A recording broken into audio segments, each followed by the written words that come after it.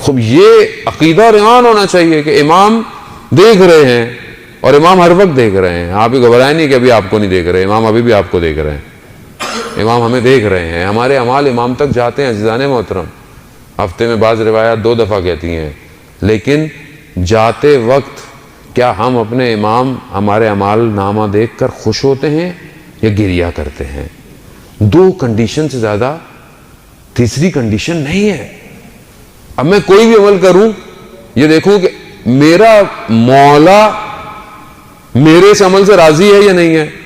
تو اگر تو میں امام کی خوشنودی کے لیے کام کر رہا ہوں تو خوش بحال، اور اگر خدا نہ خواستہ عزیزان محترم میں اپنے امام کو ناراض کر رہا ہوں تو میں کیسا مومن ہوں جو اپنے مولا کو تکلیف دے رہا ہوں. خوب جوانوں کے لیے بہرحال یہ واقعہ میں پہلے بھی عرض کرتا چلا ہوں، لیکن آپ کی حسن سماعت کی نظر کہ ایک غالب دین نے اس کو بیان کیا، مختلف طریقے سے بیان کیا. انہوں نے دیکھا کہ سفر کر رہے تھے مشہد مقدس کی طرف، تو دیکھا ایک لڑکا برابر میں سوار ہے، ظاہراً حلیے سے بڑا ماڈرن لگ رہا تھا، پینٹ جو لباس اس نے پہنا ہوا تھا. تو لیکن جیسے ایک جگہ پر گاڑی رکی، کچھ ہوا تو نماز کا وقت آیا.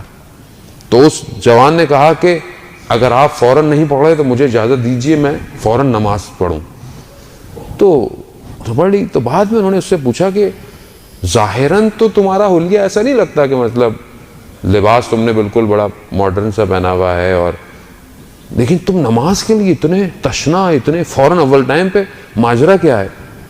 تو اس نے بیان کیا کہ میں اپنی گریجویشن کے لیے پیرس گیا، میں وہاں پڑھتا تھا، لیکن شہر مہنگا تھا رہائش کے لیے. تو میں تھوڑے سے فاصلے پر 2 گھنٹے کی ڈرائیو پہ ایک ٹاؤن میں نے رینٹ پہ گھر لیا ہوا تھا. 2 سال ہونے کو آئے تھے. میرا آخری ایگزام تھا، اور اس دن میرا ایگزام 8 بجے تھا. فاصلہ جو تھا وہ کچھ گھنٹے کا تھا، لیکن صبح ایک ہی بس جاتی تھی ہمارے ٹاؤن سے، تو میں اس پہ سوار ہو گیا. 6 بجے بس آئی، میں سوار ہوا، کچھ سفر چلا، بس خراب ہو گئی. اب جب بس کے ڈرائیور نے دیکھا، کافی دیر کوشش کی کرنے کی، کچھ نہیں ہوا، تو میں ہائی وے پہ چلا گیا. کچھ اور بھی لوگ تھے کہ شاید کوئی سواری مل جائے جو شہر تک لے جائے، لیکن دور دور تک کوئی سواری نہیں تھی.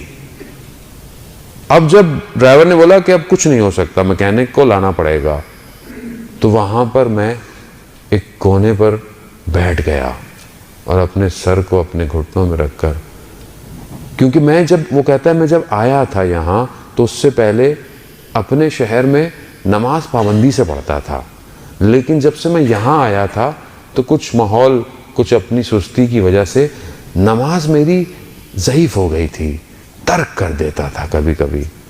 اس وقت مجھے شدید احساس ہوا. اس وقت میں نے اپنے وقت کے امام سے توسل کیا. میں نے کہا یا امام زمان، میں آپ سے عہد کرتا ہوں، مجھے کسی طریقے سے وہاں تک میرے کمرہ امتحان تک پہنچا دیجئے. میں آج کے بعد نماز اول وقت میں پڑھوں گا.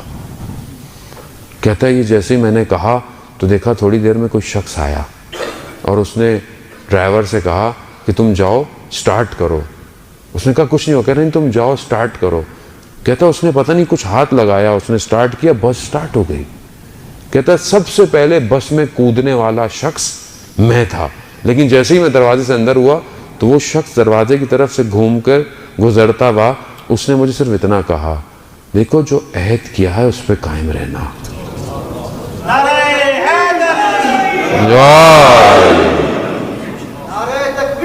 اللہ اکبر، اللہ اکبر، یا رسول اللہ، یا رسول اللہ، یا عزیزاً اللہم صلی علی محمد آلہ. وہ کہتا ہے کہ جب میں نے یہ سنا تو میرا بدن خشک ہو گیا. میں نے کہا کہ یہ میری بات اس شخص کو کیسے پتہ چلی؟